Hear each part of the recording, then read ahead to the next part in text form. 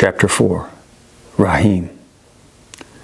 The arrogance of this man was infuriating.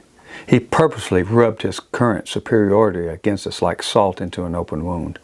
I wanted to kill him, to shoot him in his perfectly white teeth, to watch the terror on his face as he realized he was dying. He must have seen the hate in my eyes or sensed it in all of us, for he responded directly to me. "It is difficult to hate a nameless man," he said to me. "I wish you to have no such difficulty placing blame. Your hate should flow through your minds as easily as sweat pours from your bodies. Therefore, I will give you my name to hang your hate upon." He turned and spoke to us all. "My name is Rahim. I am your interrogator. I will also be your executioner. But that event will come later, something for you to look forward to.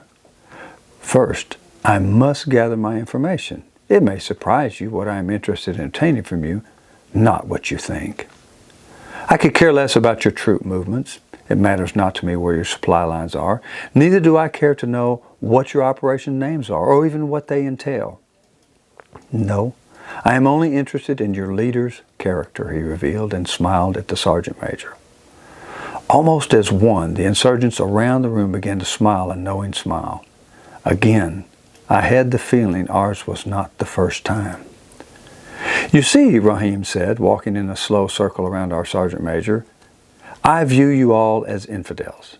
You either practice no religion, or you are deficient in the one you do recognize. Your God is America, and its wealth, its greed. You possess no defining character. You are hollow inside. Your uniforms and the rank you wear are only facades masking your worthlessness." He pointed to the sergeant major's rank on his chest. "You wear 3 chevrons above 3 rockers. A single star lies in solitude between them. Let me ask you, Sergeant Major, do you feel like you are a star?" The sergeant major regarded the clothes Rahim was wearing and said, "You have no standardized uniform. You possess no formal rank. This tells me you are no more than a thug, a bully. Take your weapon, your men, and your beard away, and you are nothing more than a very scared man standing in front of me." Rahim replied, "And if I took your uniform, your rank, and your men from you, what would you possess that I would not?" The sergeant major smiled. "I would be more than happy to show you." Yes, we will definitely see what the sergeant major is made of this day, and so will the sergeant major. "Hovek," he called out, "the table."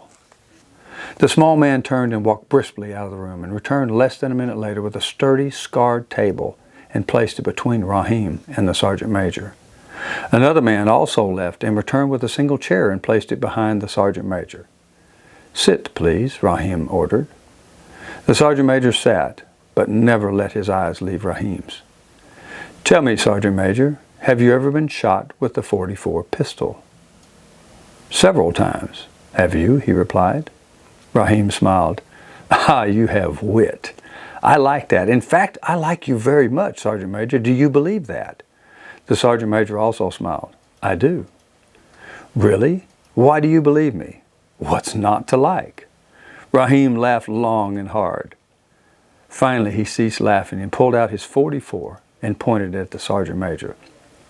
"It will not be a pleasure to kill you, Sergeant Major. It is easy to kill someone you dislike, but much harder to kill one you admire." "You could always surrender," the sergeant major offered. Rahim smiled yet again. "Outstanding, but I will not be surrendering to you today," he said, inspecting each chamber of his revolver to see they all had bullets in them. One was empty, so he filled it. Then he pulled another round from his pocket and peered curiously at it. "What a pity," he said. "This .44 only holds 6 rounds, but there are 7 of you. Now what am I to do with this last round, Sergeant Major?" The sergeant major smiled at him. All of us knew exactly what he had in mind. "Well, we'll just have to empty one of the chambers in order to have room for this 7th bullet."